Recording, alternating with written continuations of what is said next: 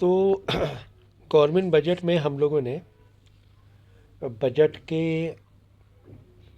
Advantage और advantage पढ़ लिए थे, सरप्लस बजट और डेफिसिट बजट के। सही है। और इसका मैंने पूरा बता दिया था आपको कि किस तरीके से चैप्टर का चार्ट चल रहा है हमारा। ओके। तो नेक्स्ट टॉपिक है हमारा। तो अगर ये चैप्टर पहला अगर भूल गए हो पहले की कहानी, क्योंकि देखिए कोई भी चैप्टर पढ़ा करो ना, उसकी एक कहानी चलती है, एक स्टोरी चलती है उसकी। तो वो जो सीक्वेंस है वो तुम्हें पहले का मालूम होना चाहिए अगर मैं आगे पढ़ा रहा हूँ। तो ये नया टॉपिक स्टार्ट करने से पहले अगर चैप्टर को रिवाइज करना है तो इससे पहले वाले लेक्चर में मैंने जितना भी कराया था पहले वो रिवाइज कर लेना, फिर ये लेक्चर कंटिन्यू करना। तो नेक्स्ट टॉपिक है हमारा मेज़र ऑफ बजट डेफिसिट, जो कि हमने देखा कि हमारे पास रेवेन्यू डेफिसिट है। डेफिसिट मतलब कुछ कमी होना, कम पड़ जाना। Physical deficit, primary deficit. ठीक है ना। तो रेवेन्यू डेफिसिट में मतलब क्या होता है कि excess of total revenue expenditure over total revenue receipt. Revenue का मैंने मतलब बताया था कि डेली जो खर्चे या डेली जो इनकम होती है उसे डेली वाइज या रेगुलर वाइज उसको बोलते हैं रेवेन्यू। जैसे टैक्स कलेक्ट होना, फ़ाइन कलेक्ट करना गवर्नमेंट का, तो ये हो गया रेवेन्यू रिसिप्ट। अब टैक्सेस तो डेली होते हैं ना, हज़ारों लोग, लाखों लोग टैक्स दे रहे हैं, जीएसटी दे रहे हैं, फ़ाइन भर रहे हैं, या गवर्नमेंट के कोई भी चार्जेस भर रहे हैं। ये हो गया रेवेन्यू रिसिप्ट गवर्नमेंट के पॉइंट ऑफ व्यू से। और रेवेन्यू एक्सपेंडिचर जो गवर्नमेंट के डेली गवर्नमेंट एम्प्लॉयज़ हैं हज़ारों लाखों, उनको सैलरी देना। ओके। और भी जो गवर्नमेंट पब्लिक के लिए फ्री में बांट रही है, मेडिकल फैसिलिटीज़ भी, या फिर एजुकेशन हुआ, या और भी चीज़ें हुई, मेंटेनेंस हुआ, रोड ब्रिजेस पब्लिक के लिए बने हैं, उनका मेंटेन करना है ना। वो जो रोड ब्रिज बने हैं बड़े बड़े, वो कैपिटल एक्सपेंडिचर हुआ, लेकिन उनका जो डेली जो मेंटेनेंस है वो रेवेन्यू एक्सपेंडिचर हो जाएगा। ठीक है। तो जब रेवेन्यू एक्सपेंडिचर ज़्यादा हो रहा है, जब रेवेन्यू एक्सपेंडिचर ज़्यादा हो रहा है तब हम बोलेंगे रेवेन्यू डेफिसिट हो रहा है, मतलब पैसे कम आ रहे हैं, खर्चा ज़्यादा हो रहा है। ओके।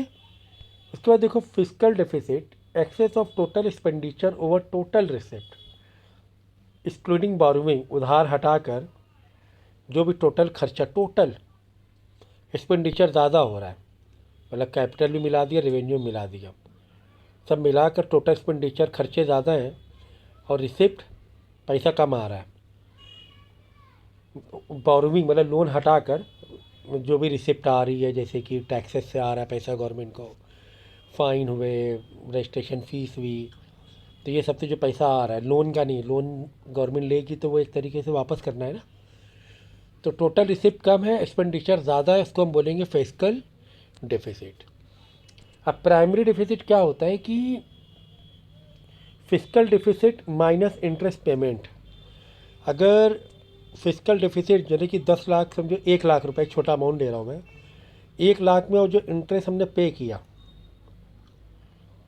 50,000 इंटरेस्ट पे किया, या कुछ हमने लोन लिया था उसका इंटरेस्ट पे किया फिजिकल डेफिसिट पर जो हमने लोन लिया है, तो इसी को बोलते हैं प्राइमरी डेफिसिट। ये प्राइमरी डेफिसिट को कवर करना बहुत ज़रूरी है।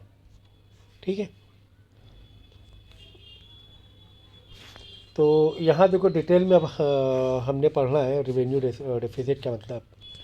Revenue deficit is excess total of revenue expenditure. Revenue expenditure जब ज़्यादा हो, ऐसे भी लिख सकते हो, revenue deficit is if revenue expenditure is more then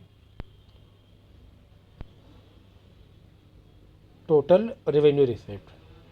अगर रेवेन्यू एक्सपेंडिचर ज़्यादा है रेवेन्यू रिसिप्ट से तो रेवेन्यू डेफिसिट बोलेंगे। जैसे कि मैंने कहा था कि गवर्नमेंट की जो अर्निंग है अगर वो कम है और गवर्नमेंट के जो खर्चे हैं डेली के वो ज़्यादा हैं, तो उसे क्या बोलेंगे हम लोग, रेवेन्यू डेफिसिट। तो revenue deficit result in borrowing, अब हमें क्या करना पड़ेगा, उधार लेना पड़ेगा खर्चे पूरे करने के लिए, पैसा कम पड़ रहा है। Simply put, when government spend more what it collect, government खर्चा ज़्यादा कर रही है, क्या कलेक्ट कर रही है उससे खर्चा ज़्यादा कर रही है, तो उसको हम बोलेंगे रेवेन्यू डेफिसिट। ठीक है ना।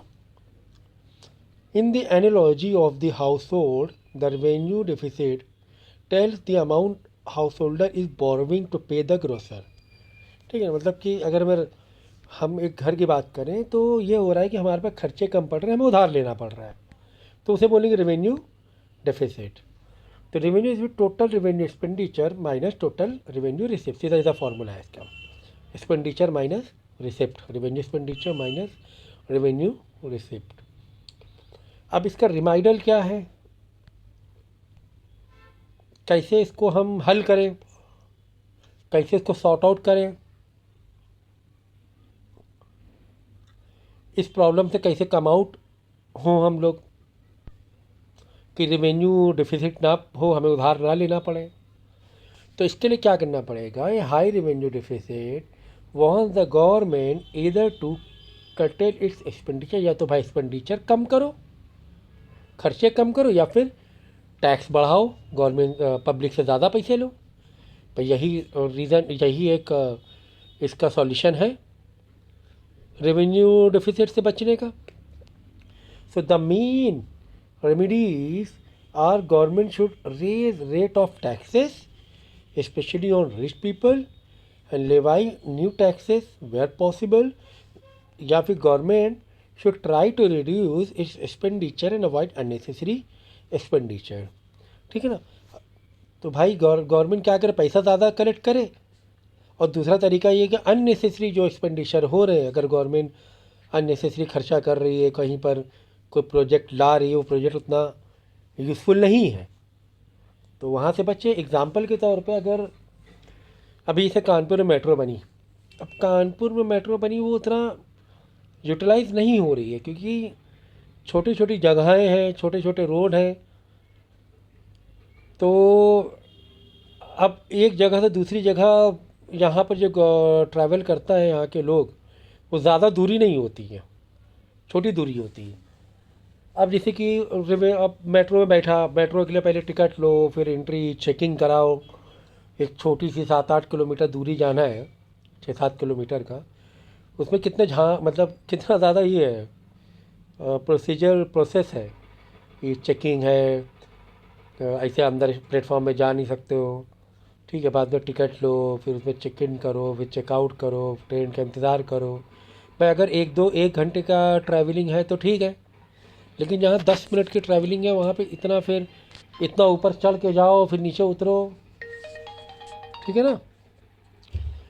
तो ये सारी चीज़ें फिर क्या करते हैं यहाँ पर, स्पेशली कानपुर में, कि लोग रिक्शा लेते हैं, ऑटो, इतने रिक्शे जगह जगह गली गली अवेलेबल है कि एक जगह दूसरी जगह बहुत आसानी से पहुँचा जा सकता है।